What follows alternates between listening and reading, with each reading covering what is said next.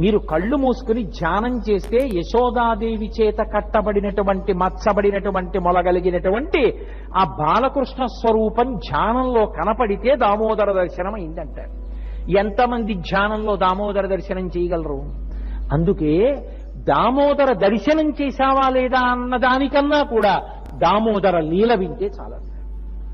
అందుకే భాగవతంలో అన్ని లీలల కన్నా చాలా గొప్ప లీలగా చెప్పబడేది ఏది అంటే దామోదర లీల.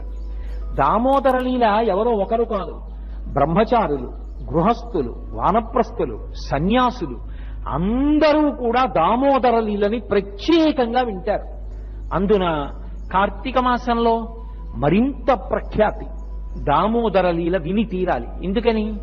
కార్తీక మాసానికి అంతటికీ కూడా విష్ణు స్వరూపంగా దామోదరుడు అధిదేవత. కార్తీక దామోదరుడు అని పిలుస్తూ ఉంటాం. అటువంటి ఆ కార్తీక దామోదరుడు ఎవరు